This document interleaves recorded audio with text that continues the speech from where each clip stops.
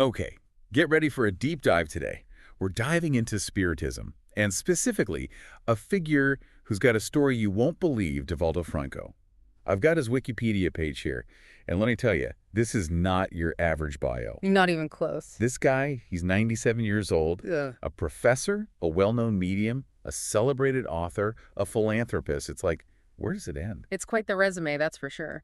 But I think the most captivating thing is how his entire journey is interwoven with Spiritism. This movement, for anyone who's not familiar, centers around communication with spirits. And Divaldo's connection to that world, well, it supposedly started when he was just a kid. Okay, yes. We have to talk about this childhood experience because it feels like a defining moment for him. So picture this. Divaldo's a young boy, and he goes through a period of paralysis. And then he has this encounter, this meeting with a medium who supposedly helps him to walk again. Can you imagine? Wow, talk about a life-altering event. You can see how that kind of experience would have a huge impact on someone, how it could shape their beliefs and, honestly, their life's purpose. And for Divaldo, it wasn't just a fleeting inspiration. It sparked a lifelong fascination with understanding and practicing Spiritism. And that passion is what leads him to become a teacher at such a young age. He ends up in Salvador, Brazil in 1945, starts working at a government institute, but never abandons his interest in Spiritism.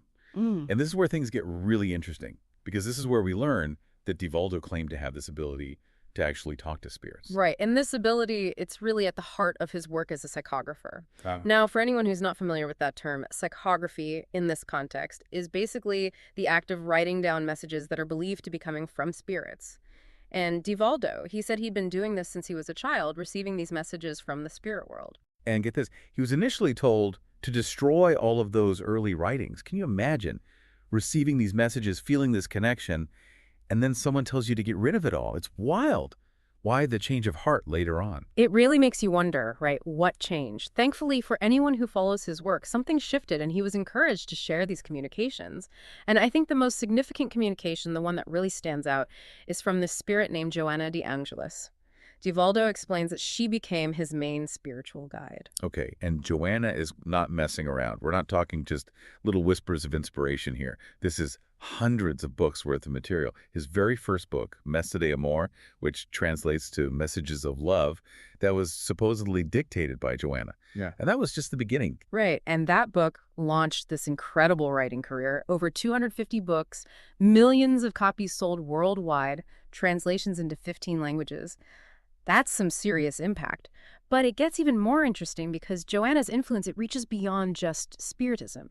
You've got folks in psychology, in parapsychology, who've taken a real interest in her work, especially her writings that focus on self-discovery, on dealing with challenges, on practical ways to apply spiritual principles in your everyday life. It's almost like a spiritual self-help guide, but with this direct line to the spirit world. Exactly. It really makes you think about the power of these messages, right? Yeah. Coming through Divaldo from Joanna de Angelis, appealing to people from all different backgrounds. And it's not just like general life advice, there's this whole series, the psychological series, where Joanna combines Spiritist ideas with, get this, concepts from Jungian psychology. Okay, hold on. Spiritism and Jungian psychology, how does that even work?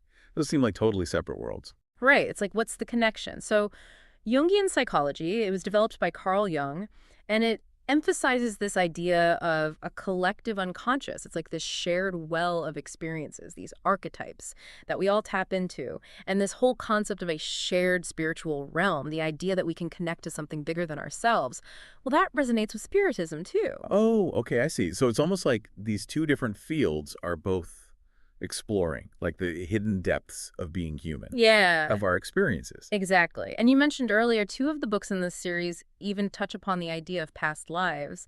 And that's interesting, right? Because that concept of past lives, it pops up in both Spiritism and some psychological schools of thought as well. It's like these unexpected overlaps. It makes you wonder about all the different ways we can understand ourselves, understand our place in the universe that maybe we haven't even fully considered.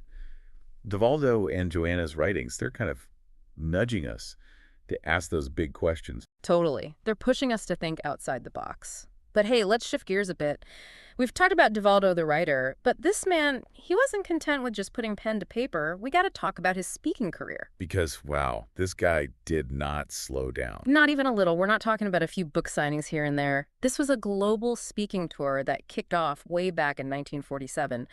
And it just kept going for decades. It's incredible. Over 230 days a year, on the road, speaking engagements in over 62 countries across every continent. Talk about stamina. Right. Picture it, speaking to huge crowds, thousands of people, in cities, in villages. He even spoke at the United Nations. What message was he sharing that resonated with such diverse audiences? Well, they invited him to speak about peace, which seems fitting. I mean, his whole message is about compassion and understanding. It shows how he really lived these principles, you know. He didn't just talk the talk, he walked the walk. And speaking of walking the walk, the Mansión del Camino. Ah, yes. The Mansion of the Path. It's like this incredible example of his dedication to his lifelong dream of helping children. Did you know, throughout his life, he raised over 600 kids? Wait, over 600? That's what I thought you said. It's unbelievable. It's a testament to his character. And the Mansión del Camino, it's like taking that to the next level. It's a huge complex in Salvador, Brazil. It provides services to over 3,000 disadvantaged children every single day. Guys, we're talking small town at this point. What kind of services? Everything. Schools, healthcare, support for the elderly, programs to help communities struggling with poverty. It's Divaldo taking his beliefs and putting them into action, making a tangible difference in people's lives. It's inspiring, really. Yeah. A powerful legacy. But we wouldn't be doing a true deep dive if we didn't acknowledge some of the, shall we say, more complicated parts of his life and work. It wasn't all sunshine and roses, right? As dedicated as he was to peace and understanding, there were also some controversies. Right. It's important to address those, too. For example, Divaldo's stance against gender identity. That sparked a lot of debate, especially in recent years. It's a topic that definitely brings up strong reactions. Yeah. How did the Spiritist community respond to that? It was a mixed bag. Some members of the Spiritist community condemned his views, seeing them as contradicting the generally accepting nature of Spiritist teachings. Yeah, I can see how that would be a point of contention. Others defended his right to express his own opinions, even if they diverged from the mainstream. Interesting. So it wasn't a clear-cut response. It's a reminder that even the most influential figures are complex individuals with their own perspectives and interpretations. And it raises some interesting questions as we wrap up this deep dive.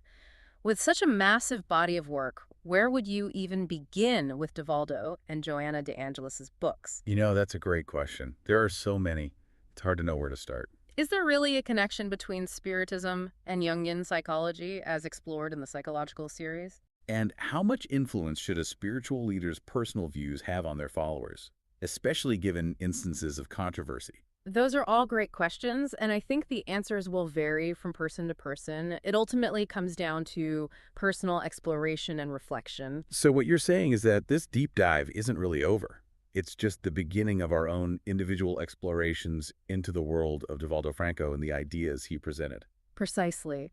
This deep dive has given us a glimpse into a remarkable life, a complex legacy, and some thought-provoking questions that extend beyond the information itself.